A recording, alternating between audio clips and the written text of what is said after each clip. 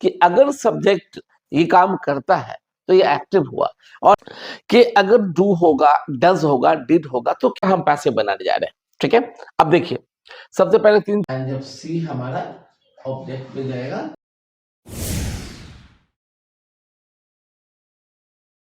This is Farooq Azam and you are watching me on Oxford Stocks. आज मैं बहुत ही खास वीडियो बनाने जा रहा हूं, खास करके उन स्टूडेंट के लिए जो 12th क्लास में हैं और जिनका एग्जामिनेशन 2025 में है, एंड आप स्पेशली इंग्लिश के लिए आप परेशान हैं कि मैं कैसे क्या करूं कि मैं ज़्यादा से ज़्यादा नंबर ला सकूं। मैं आपको बता दूं, मैं लगातार जो भी 12th क्लास का कंप्लीट सिलेबस है वो मैं आपको पढ़ाने जा रहा हूं, जहां मैं आपको कंप्लीट सिलेबस आपको समझाने वाला हूं यहाँ पे। और आज के इस वीडियो में मैं आपको सिखाऊंगा कि आप एक्टिव से पैसिव कैसे बनाएंगे। वॉइस, वॉइस ये दो प्रकार के होते हैं। There are two types of voice, there are two there are two types of there two types of voice. जो वॉइस है एक्चुअली वो दो प्रकार के होते हैं। आपके एग्जाम में एक्टिव दिया होगा और कहेगा पैसिव बना, तो डायरेक्ट अगर मैं आपको सीधे बनाऊं, क्वेश्चंस दे दूं और आपको बताऊं कि एक्टिव दिया और आप पैसिव बनाए, तो आपको कोई लॉजिक समझ में नहीं आएगा कि कैसे बनाए। तो ये समझना जरूरी है कि हमारा एक्टिव वॉइस क्या है एंड पैसिव वॉइस हम इसे कैसे बनाएं। ठीक है, मैंने लिखा there are two types of voice and the first one है एक्टिव वॉइस। फर्स्ट वन क्या है? Active, and then of course voice, and second है पैसिव वॉइस। सेकेंड वन है पैसिव, सेकेंड वन है पैसिव वॉइस, राइट। अब आपको यह जानना चाहिए कि एक्टिव वॉइस है क्या।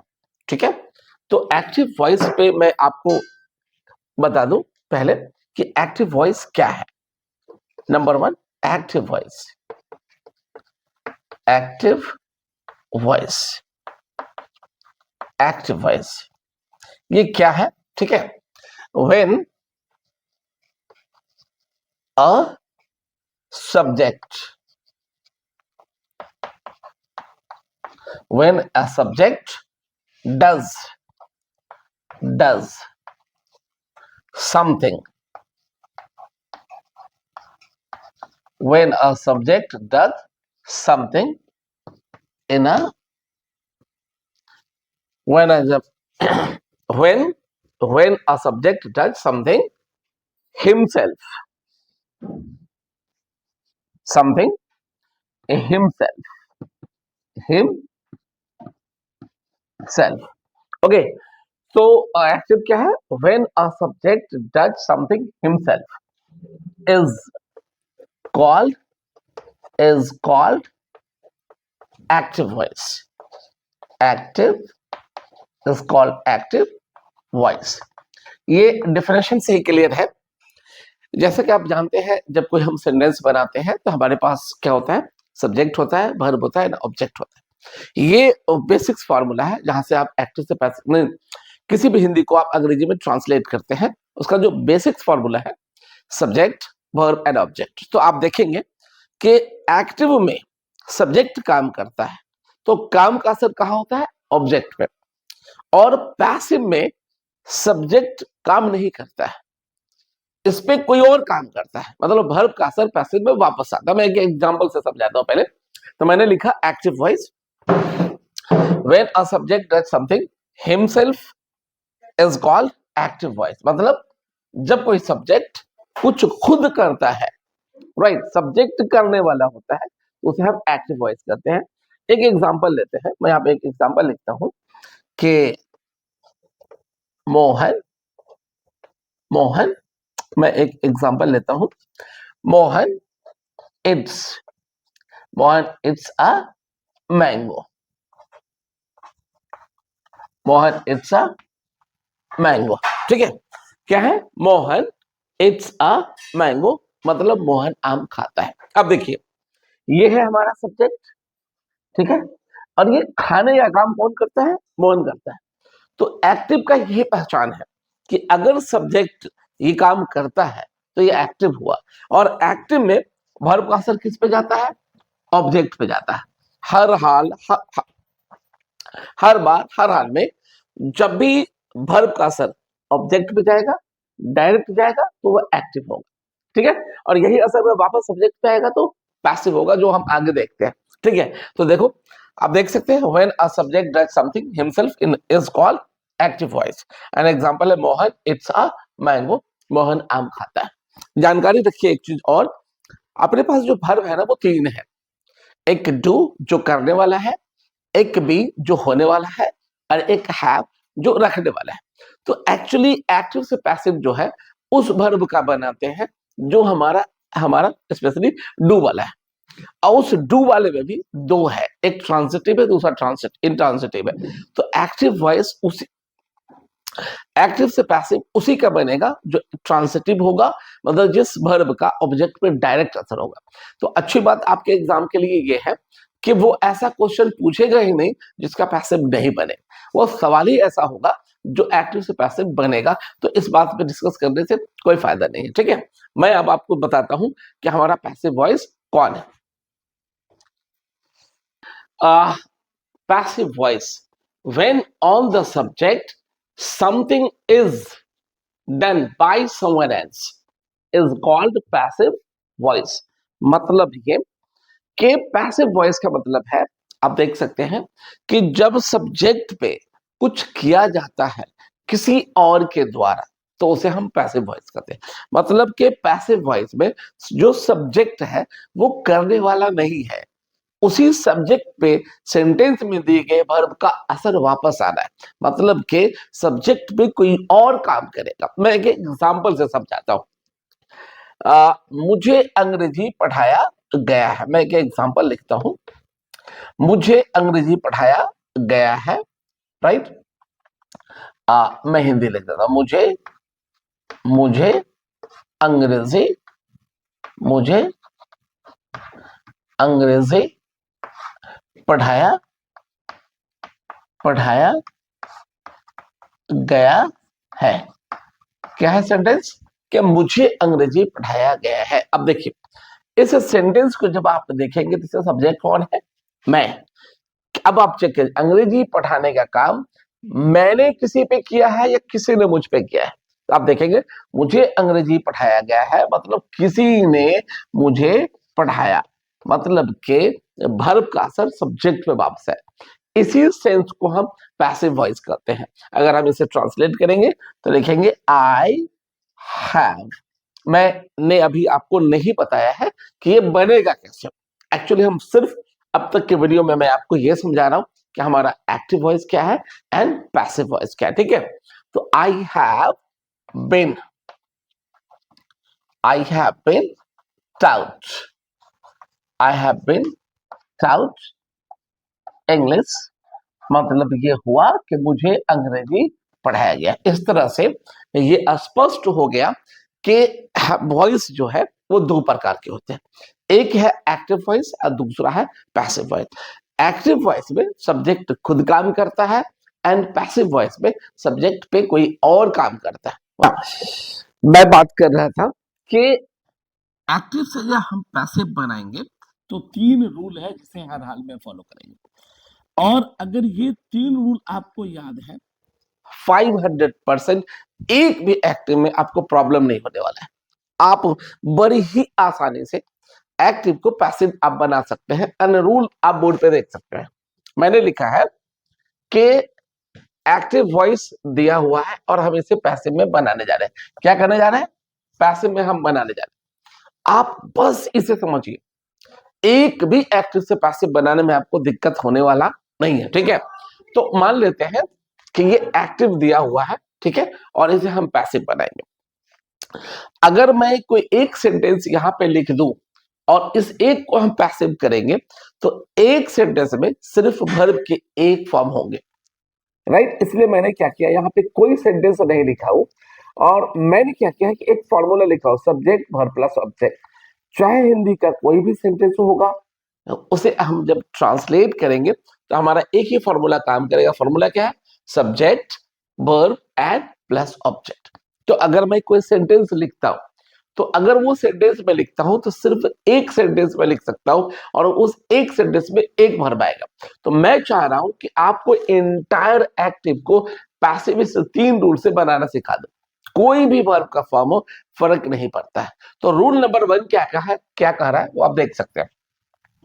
रूल नंबर 1 क्या कह रहा है आप देख सकते हैं कि एक्टिव के ऑब्जेक्ट को पैसिव में सब्जेक्ट बना देते हैं। वजह क्या है? मैं एक एग्जांपल देता हूं। मैं आम खाता हूं, तो आई इट अ मैंगो। ये इट का असर किस पे हुआ? मैंगो पे हुआ। तो अगर मैं इसी सेंटेंस को पैसिव बनाऊं तो कैसा बोलूंगा? आम खाया जाता है मेरे द्वारा। क्योंकि एक्टिव से पैसिव बनाने में हम सेंटेंस के मीनिंग को नहीं बदल सकते। सेंटेंस का जो मीनिंग है वो सेम रहेगा, सिर्फ हम उसे बोलने का तरीका बदल सकते हैं। तो एक्टिव में मैं आम खाता हूं, तो मैं खाया तो आम खत्म हो गया। इसकी पैसिव बात करें तो क्या होगा? आम खाया जाता है मेरे द्वारा। तो आम पे खाने का असर वापस आ रहा है। ठीक है, तो मैंने क्या किया कि आप पहला रूल क्या है कि एक्टिव के ऑब्जेक्ट को पैसिव में आप क्या बना दो? सब्जेक्ट बना दो। और रूल नंबर 2, आपका ये ऑब्जेक्ट सब्जेक्ट बन के यहाँ पैसिव में चला गया।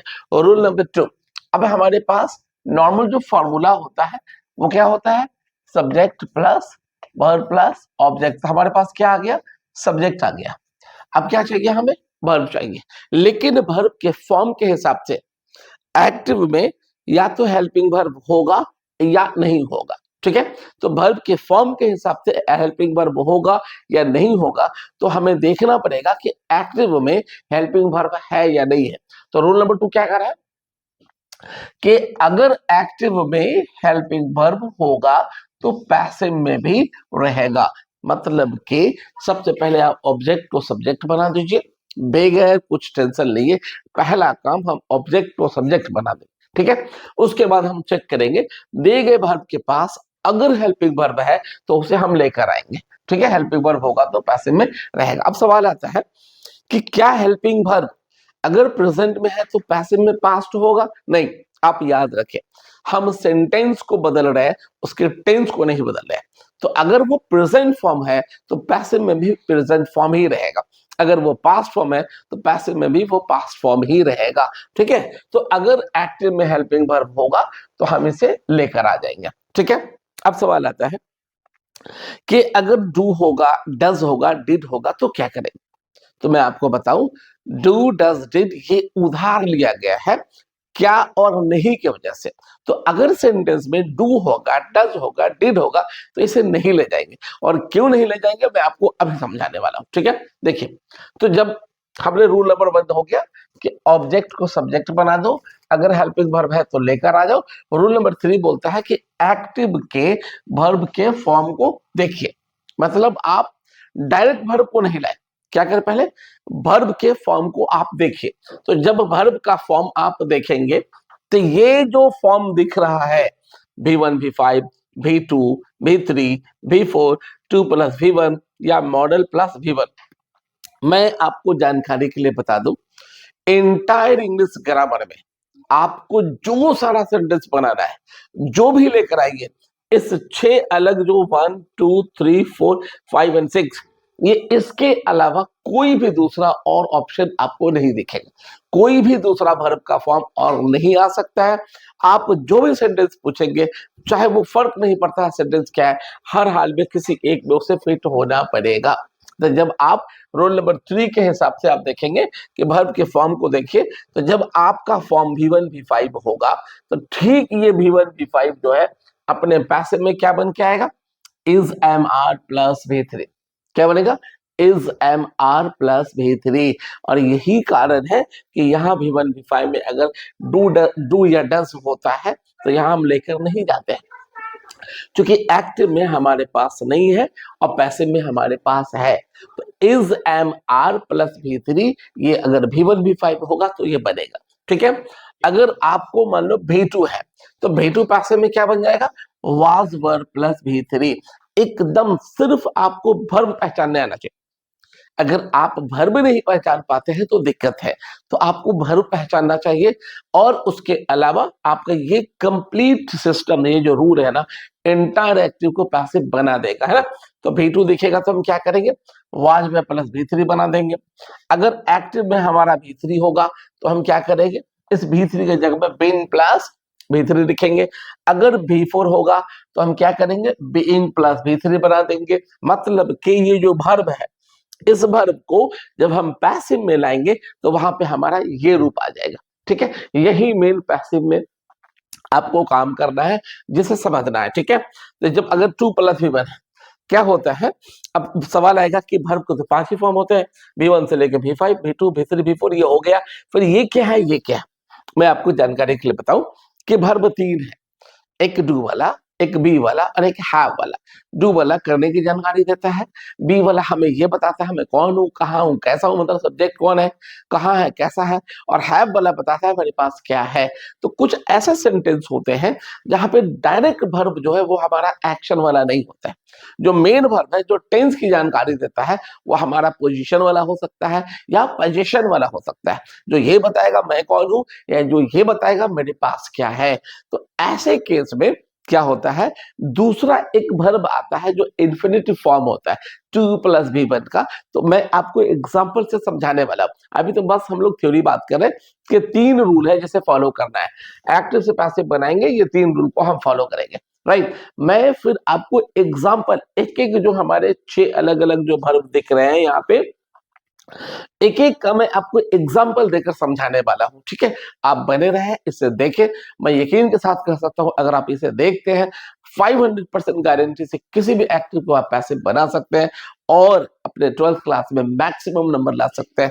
ठीक है, ग्रामर के क्वेश्चन से आपको दिक्कत नहीं होने दूंगा। ठीक है, नाउ तो ये है हमारा 2 + अगर V1 आएगा तो ठीक पैसिव में 2 + V1 को हम क्या बना देंगे, 2B + V3। एंड अगर मॉडल प्लस V1 होगा, जैसा कि आप पढ़े होंगे मॉडल हेल्पिंग वर्ब, मैं भी आपको मॉडल पढ़ा के ऑफ कोर्स यूट्यूब पे अपलोड करूंगा, जहां से आप इसे देख के सीख सकते हैं। जस्ट मैं एक डिस्कस करूं, मॉडल प्लस V1, मॉडल एक हेल्पिंग वर्ब है एंड मॉडल हेल्पिंग वर्ब जो है स्पेशली मॉडल एक हेल्पिंग वर्ब है, और ये हेल्पिंग वर्ब के कुछ कैरेक्टर्स हैं जो परमानेंट फिक्स है। जैसे मॉडल हेल्पिंग वर्ब के बाद कभी भी वर्ब का V1 के अलावा दूसरा फॉर्म नहीं आ सकता है, चाहे वो एक्टिव में हो, पैसिव में हो, जिसमें होना जाए। कौन सा, वर्ब के जस्ट बाद वाला। ठीक है, तो अगर हमारे पास कोई सेंटेंस मॉडल हेल्पिंग वर्ब से होगा, मॉडल हेल्पिंग वर्ब हम लोग डिस्कस करेंगे मॉडल के चैप्टर में, तो मॉडल प्लस V1 होगा तो इसे हम बनाएंगे मॉडल। ये हो गया हमारा, ये L है, ये है ना, तो मॉडल प्लस B + V3।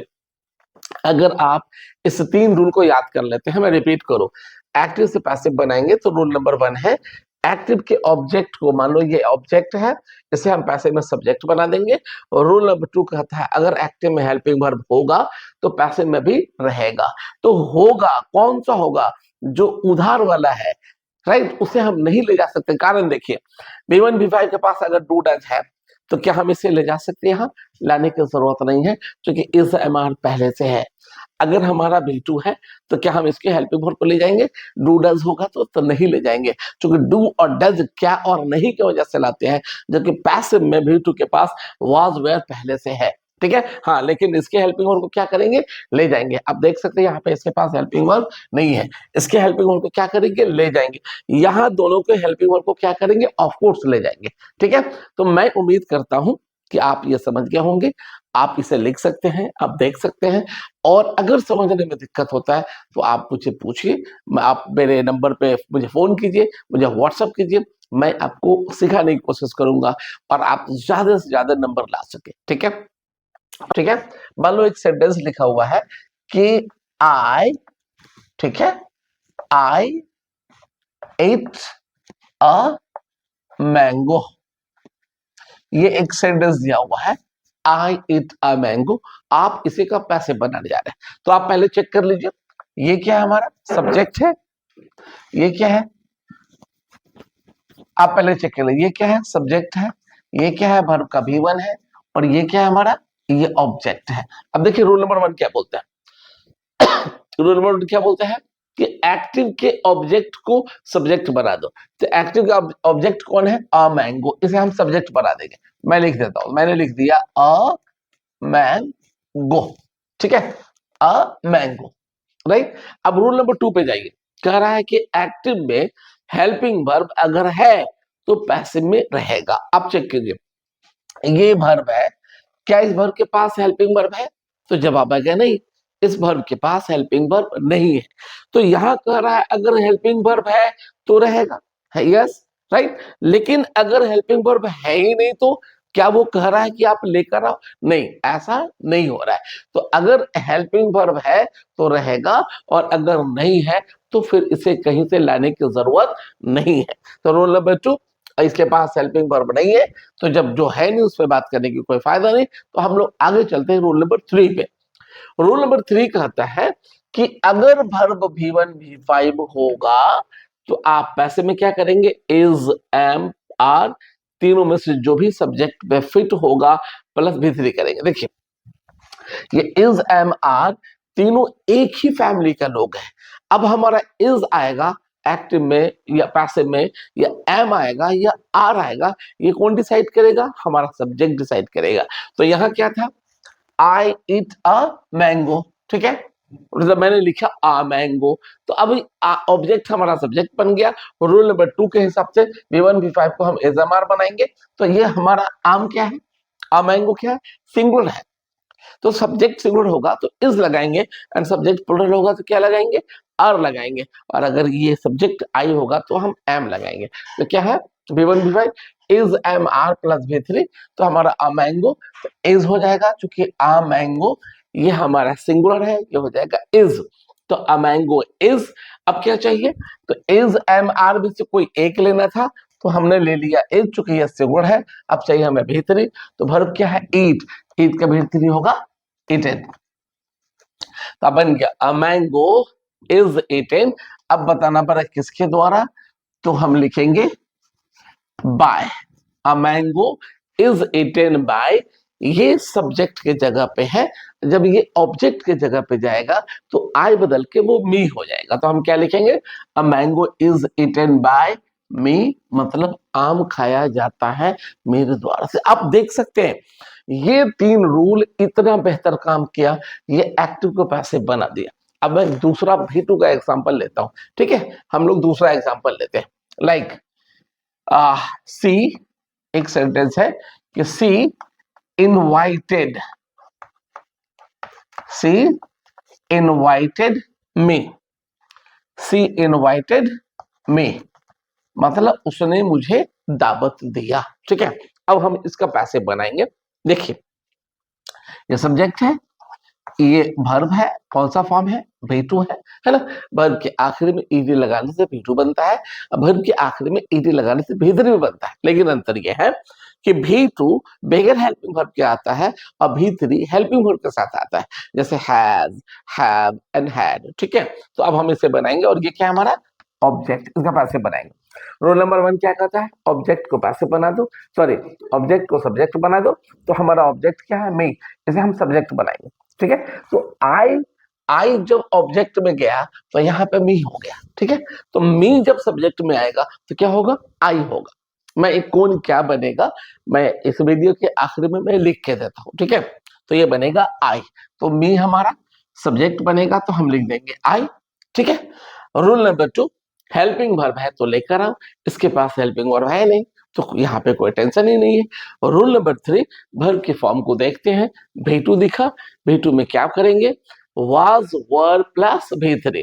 तो was एंड were, was जो है वो सिंगुलर है, एंड were जो है वो प्लुरल है ना। तो हम यहाँ क्या लिखेंगे? सिंगुलर सब्जेक्ट है तो was, so I was, अब वर्ब V2 है, या V3 बनेगा। तो इत्तेफाक से इनवाइटेड V2 भी होता है एंड इनवाइटेड V3 भी होता है। तो इस बार जो हम लिख रहे हैं, तो आई was invited, I was invited. अब बताना पड़ेगा किसके द्वारा, तो बाय, एंड सी जब ऑब्जेक्ट में जाएगा तो बनेगा हर।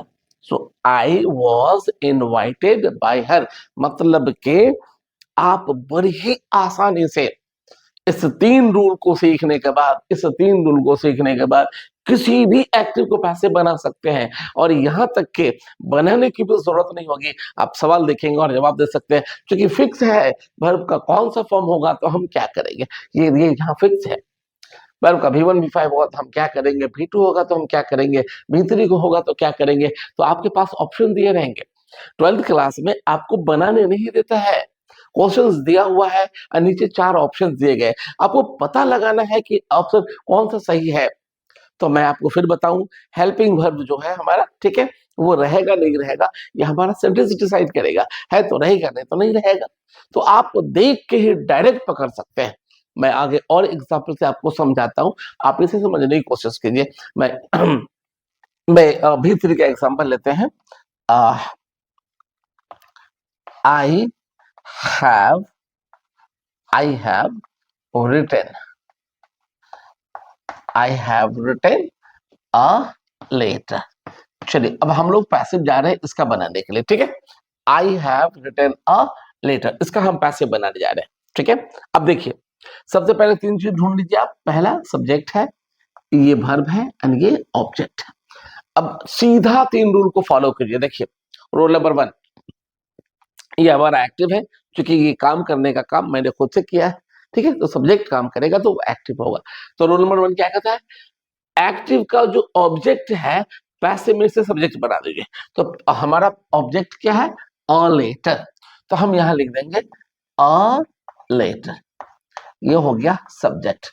रूल नंबर 2 क्या कह रहा है कि अगर हेल्पिंग वर्ब है तो रहेगा, यस मतलब रहेगा, ठीक है। तो ये देखिए, ये क्या है, हेल्पिंग वर्ब। तो आपकी जानकारी के लिए मैं बता दूं, हैज और हैव दोनों एक ही हेल्पिंग वर्ब है। अंतर सिर्फ ये है कि हैव हमारा प्लूरल फॉर्म है और हैज हमारा क्या है, सिंगुलर फॉर्म है। तो सब्जेक्ट सिंगुलर होगा तो हमारा जो वर्ब है, चाहे वो हेल्पिंग वर्ब है या मेन वर्ब है, उसे सिंगुलर आना पड़ेगा। अगर सब्जेक्ट प्लूरल होगा तो वर्ब को क्या आना पड़ेगा, प्लूरल आना पड़ेगा। आई एक ऐसा वर्ड है जो एक्सेप्शनल है। आई वर्ड एज ए सिंगुलर है लेकिन वर्ब लेता है प्लूरल, ये बात आपको याद रखना पड़ेगा, ठीक है। तो ये सिंगुलर होकर भी ये प्लूरल लिया है, ये एक्सेप्शनल है। इसके अलावा जितने सारे सब्जेक्ट होंगे, अगर वो सिंगुलर है तो सिंगुलर वर्ब लेगा, चाहे हेल्पिंग वर्ब, या अगर प्लूरल है तो वो प्लूरल वर्ब लेगा। तो इस हिसाब से अ लेटर ये सिंगुलर है, ठीक है, तो सिंगुलर वर्ब लेगा। तो सिंगुलर क्या है, हैज, तो हम क्या लिखेंगे, अ लेटर हैज, ठीक है। सब्जेक्ट आ गया। रूल नंबर 2, 1 ऑब्जेक्ट को सब्जेक्ट बना दो, मैंने बना दिया a letter. Rule number 2 helping verb है तो रहेगा, तो अ लेटर हैज, ठीक है। अब रूल नंबर 3 वर्ब के फॉर्म को देखिए।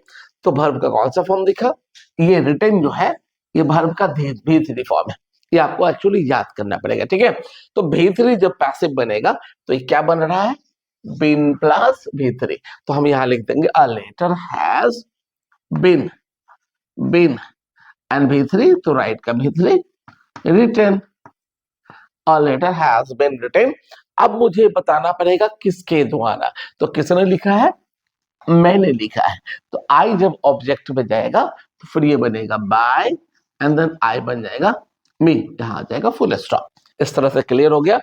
आई हैव रिटन अ लेटर, क्या बनेगा, a letter has been written by me. मतलब कि अगर आपको वर्ब पहचानने आ जाए, ठीक है, अगर आपको क्या आ जाए, वर्ब पहचानना आ जाए, एंड वर्ब कौन सा पैसिव में क्या बनेगा, यकीन मानिए ये यूं सीख जाएंगे आप। इसके लिए घंटों टाइम देने की जरूरत नहीं है। आप सिर्फ ये 3 रूल याद करें और बाकी कौन सा वर्ब क्या बनता है ये आप याद कर लीजिए। किसी भी एक्टिव को आप ऐसे बना सकते हैं, और कोई भी ऐसा सेंटेंस आपके एग्जाम में पूछेगा ही नहीं जिसके पैसे में नहीं बनेगा। उसमें हम डिटेल में भी बात ही नहीं कर रहे हैं। इस क्लास में जो मेरा मकसद है, आप 12th के स्टूडेंट को कि मैक्सिमम आप मार्क्स कैसे इंग्लिश में ला सकते हैं, ठीक है। हम लोग एग्जांपल और लेते हैं, एक एग्जांपल लेते हैं हम लोग। हमने V3 भी देख लिया, अब हम एक V4 का एग्जांपल लेते हैं। जैसे वह गीत गा रही है, मैं नाम लेता हूं, राधा गीत गा रही है, राधा, राधा इज, ठीक है, singing, Radha is singing and then a song, ठीक है। एक सेंटेंस है, Radha is singing a song, इसका आपको पैसे बनाना है, घबराने की कोई जरूरत नहीं है। ये जो आपका 3 रूल है ना, ये काम कर रहा है, ठीक है। देखिए, आप क्या कीजिए, पहले से अंडरलाइन कर लीजिए, ये है हमारा सब्जेक्ट, ठीक है, ये है हमारा वर्ब, और ये है हमारा ऑब्जेक्ट। ये जो ए है ना, ये आर्टिकल्स है, नाउन के साथ आता है, इसके कारण है। ठीक है, इस पे हम लोग अलग से वीडियो बनाएंगे, ए एन एन दा पे कि एग्जैक्टली क्यों आता है। ठीक है, तो हो गया Radha is singing a song, तो सब्जेक्ट मिल गया, वर्ब मिल गया एंड ऑब्जेक्ट मिल गया। अब हम इसे पैसिव बनाएंगे। रूल नंबर 1, एक्टिव के ऑब्जेक्ट को पैसिव में सब्जेक्ट बना दीजिए, तो हमारा अ सॉन्ग क्या हो जाएगा, ये जो अ सॉन्ग है ये हमारा सब्जेक्ट होगा। हम लिख देंगे उसके बाद मैंने लिख दिया सॉन्ग, अ सॉन्ग। ठीक है, अब रूल नंबर 2 कहता है अगर एक्टिव में हेल्पिंग वर्ब है तो पैसिव में भी यस मतलब रहेगा। ठीक है, तो राधा इज, ये हमारा हेल्पिंग वर्ब है, तो राधा सिंगुलर है इसलिए इज लगा। ठीक है, और याद रखें एक्टिव से पैसिव बनाने में टेंस बदला नहीं जा सकता, जैसा कि नरेशन में होता है। मैं नरेशन में भी वीडियो बनाने वाला हूं और मैं आपको सिखाऊंगा, यू 1 से 2 वीडियो में आप पूरी नरेशन सीख जाएंगे। ठीक है, एनीवे, तो राधा इज, तो ये सिंगुलर है, इज लगा। अ सॉन्ग, ये भी सिंगुलर है, तो ये इज ही रह जाएगा, a song is. Rule number 3 क्या कहता है, वर्ब की फॉर्म को देखिए, तो क्या मिला, बी4। वर्ब में आईएनजी लगा हुआ है, ये पहचान है, जब किसी वर्ब में आईएनजी लगा हो तो इसे बी4 मानते हैं। ठीक है, तो ये मिला आपको बी4, तो बी4 क्या बनेगा, बीइंग प्लस बी3, तो बी4 भी क्या बोला, बीइंग प्लस बी3, तो हम लिखेंगे being a song is being, being plus B3, तो सिंग का भी3 होता है संग। कौन से वर्ब का, कौन सा वर्ब का भी3 भी1 क्या होता है, भी2 क्या होता है, भी3 क्या है, ये आपको याद करना पड़ेगा। ठीक है, अगर इनकेस आपको इसमें दिक्कत है आप मुझे मैसेज करें, मैं आपके पर्सनली व्हाट्सएप पे जो इरेगुलर वर्ब है, जो ईडी की बात को नहीं मानता है और भी2 भी3 बनाते हैं, वो मैं आपको भेज देने वाला है ना। तो अ सॉन्ग इज बीइंग संग एंड किसके द्वारा लिखना पड़ेगा, तो बाय राधा। जब प्रोनाउन होगा तो ये बदलेगा। ठीक है, लेकिन जब नाउन होगा तो इसे हम नहीं बदल सकते हैं, नाम जो है उसे हम वैसा ही छोड़ देंगे। तो क्या लिखेंगे, बाय राधा। इस तरह से आपने देखा कि ये जो 3 रूल है 1 2 3, किसी भी एक्टिव को पैसिव बनाने के लिए ये जो 3 रूल है ना 1 2 3 बना सकता है। तो आपको सिर्फ बात याद रखना है कि एक्टिव से पैसिव बनाने में ऑब्जेक्ट को सब्जेक्ट बनाएंगे, हेल्पिंग वर्ब होगा तो रखेंगे डू डज डिड को छोड़कर। डू नहीं आ सकता, डज नहीं आ सकता एंड डिड नहीं आ सकता। ठीक है, एंड उसके बाद वर्ब के फॉर्म है, कौन से फॉर्म को हम पैसिव में क्या बनाएंगे, अगर आप याद कर लेते हैं अब देख सकते हैं आसानी से किसी भी हिंदी को आप अंग्रेजी में सॉरी आसानी से किसी भी एक्टिव को आप पैसिव में बना सकते हैं। मैं उम्मीद करता हूं आप समझ गए होंगे।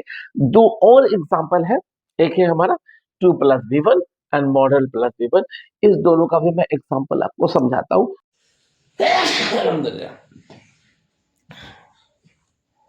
हम लोग एक और एग्जांपल लेते हैं। ठीक है, लाइक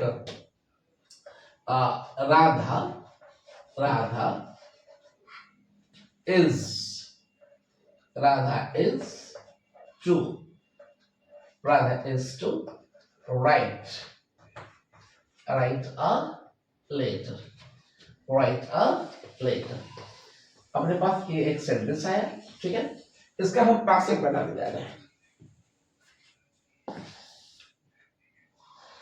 हाँ, इसका हम पैसिव बनाएंगे, तो क्या करेंगे, सबसे पहले ढूंढ लेंगे ये सब्जेक्ट, ये 2 प्लस V1 और ये ऑब्जेक्ट। ठीक है, ये जो इज है, हालांकि मेन वर्ब ये है, ये मेन वर्ब है जो टाइम बता रहा है, लेकिन ये बी से आया है और इसमें एक्शन नहीं है, ये पोजीशंस है, ये बताता है कि राधा क्या करने वाली, तो इसमें हमारा पैसिव नहीं बन सकता है। ठीक है, तो आप याद रखें, हमने सब्जेक्ट देखा 2 प्लस V1 है और ऑब्जेक्ट, अब हम पैसिव बनाएंगे। रूल नंबर 1, ऑब्जेक्ट को सब्जेक्ट बना दो, ऑल लेटर ऑब्जेक्ट है, तो हम लिख देंगे यहाँ पे लेटर। ठीक है,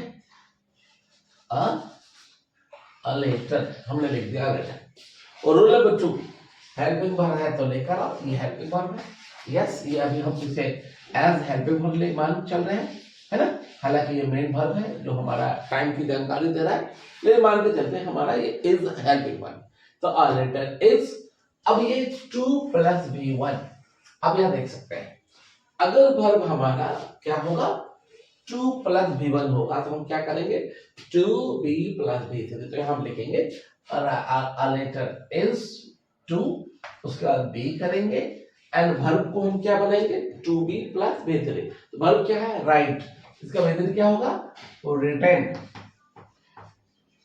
अब ये किसके द्वारा काम हुआ है तो बाय राइट राधा एक नाम है, इसे हम बदलेंगे नहीं, सीधा हम लिख देंगे राधा इस तरह से।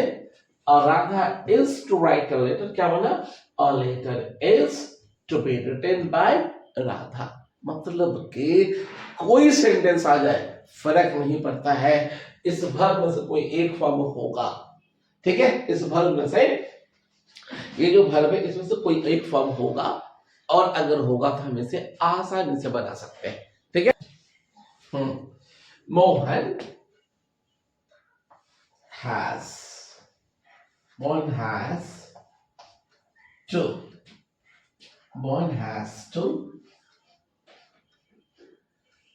Bandu, Mohan has to sing a song। इसका मीनिंग क्या हुआ Mohan has to sing a song, Mohan को एक गीत गाना है, ठीक है। अब इसे हम पैसे बनाते हैं, तो ढूंढ लीजिए ये सब्जेक्ट है, ये 2 प्लस V1 है और ये ऑब्जेक्ट है। ये जो हैज है हालांकि ये मेन वर्ब है जो टाइम भी बता रहा है, लेकिन इस पे हमारा पैसिव नहीं बना सकता क्योंकि ये वर्ब एक्शन से नहीं है, ठीक है। तो सब्जेक्ट हो गया 2 प्लस V1 हो गया और ऑब्जेक्ट हो गया, अब इसे हम पैसिव बनाएंगे, ठीक है। देखिए रूल नंबर 1, एक्टिव के ऑब्जेक्ट को पैसिव में सब्जेक्ट बना दो, तो अ सॉन्ग हमारा पहले आ जाएगा, ये बना अ सॉन्ग। ये एज ए हेल्पिंग वर्ब हम ट्रीट करते हैं तो उतार लेंगे, रूल नंबर 2 कहता है हेल्पिंग वर्ब है तो लेकर आ जाओ, फिलहाल हमने लिख दिया। अब 2 प्लस V1 है तो ग्रामर कहता है रूल आपका कि 2 प्लस V1 है तो क्या होगा 2B प्लस V3। हम लिखेंगे सॉन्ग हैज देन 2 हम लिखेंगे B, ठीक है, अब V3 तो सिंग का V3 होता है संग। ये काम किसके द्वारा हो रहा है तो बाय कौन है मोहन, तो हम यहाँ क्या डाल देंगे बाय मोहन। इस तरह से आप किसी भी सेंटेंस को एक्टिव से पैसिव बना सकते हैं, ठीक है। सेंटेंस दिया गया है सपोज कि राधा ठीक है Radha can write a letter, Radha can write a letter, एक सेंटेंस है, ठीक है। Radha can write a letter.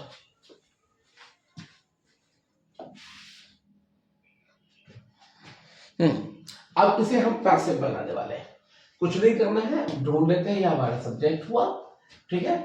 ये मॉडल प्लस V1 हो गया एंड ये ऑब्जेक्ट हुआ, ठीक है। अब आप कैसे पहचानेंगे मॉडल हेल्पिंग वर्ब कौन है, तो मैं अभी इसी क्लास के वीडियो में टोटल मेंबर्स ऑफ मॉडल में लिख देता हूं, ठीक है। मॉडल के चैप्टर में जब हम आपको मॉडल पढ़ाएंगे तो वहां पे आप सीखेंगे एग्जैक्टली उसके यूजेस क्या होता है। फिलहाल चूंकि आप एक्टिव से पैसिव बना रहे हैं तो आप मीनिंग समझे या ना समझे आप आसानी से एक्टिव से पैसिव बना सकते हैं, ठीक है। तो मेंबर्स तो पते होने चाहिए, तो मैं जो मेंबर्स है ना shall should will would can could may might, ठीक है, ये चार ऐड हो गया। मस्ट है, आउट टू है एंड यूज्ड टू है, ये 11 मेन वर्ड है जो मॉडल हेल्पिंग वर्ब है ना। तो अगर हम इसे पैसिव बनाते हैं तो क्या करेंगे, रूल नंबर 1 ऑब्जेक्ट को सब्जेक्ट बना दो, तो ये हो जाएगा हमारा अ लेटर, ठीक है। रूल नंबर 2 अगर हेल्पिंग वर्ब है तो लेकर आ जाओ, तो हम लेकर आ गए can model and model plus V1 में क्या लगाते हैं, मॉडल तो आ गया हमारे पास B प्लस V3, तो हम क्या लगाएंगे a letter can be write का V3 रिटन, तो a letter can be written and किसके द्वारा तो बाय, ये राधा तो नाम रहेगा तो हम राधा ही छोड़ देंगे, तो by Radha. Radha can write a letter, passive बना a letter can be written by Radha.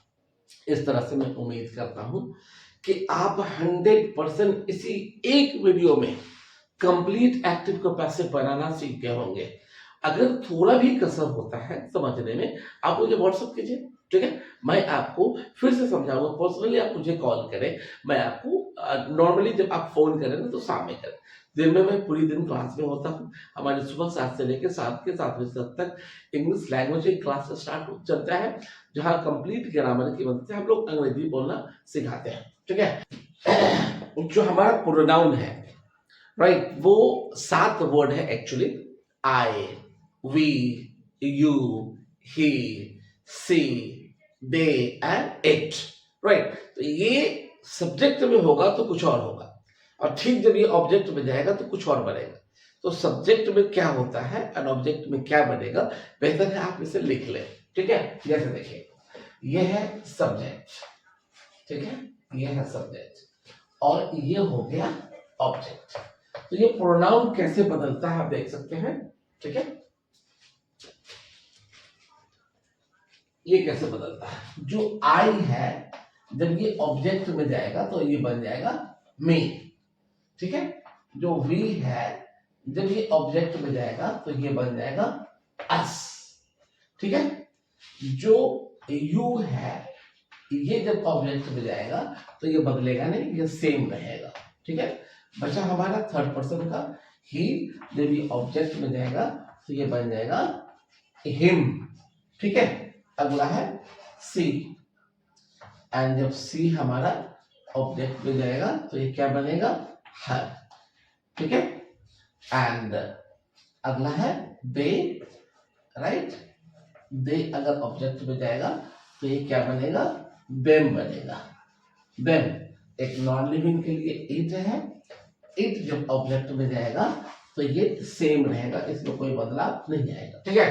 तो जब सब्जेक्ट ऑब्जेक्ट बनेगा तो ये होगा, और जब ये ऑब्जेक्ट, ठीक है, सब्जेक्ट बनेगा, मान लो ये अगर ऑब्जेक्ट सब्जेक्ट बनेगा तो ये बन जाएगा, आप देख सकते हैं ये ऐसा जाएगा तो ये बनेगा, और ये इधर आएगा तो ये बनेगा। मतलब आई अगर बी बनता है तो मी इधर आएगा तो आई बनेगा। ये आपको जरूर याद कर ले, ये बहुत काम की चीज है, आपको एक्ट से पैसे बनाने में काम आएगा, ठीक है। तो मैं उम्मीद करता हूँ आप समझ गए होंगे, ठीक है। आप देख सकते हैं, इसे उतार ले, नोट कर ले, और अगर दिक्कत होता है तो आप हमसे जरूर मैसेज करें, बात करें, है ना। और इस एक वीडियो में आप एंटायर एक्ट से पैसे बनाना सीख चुके हैं।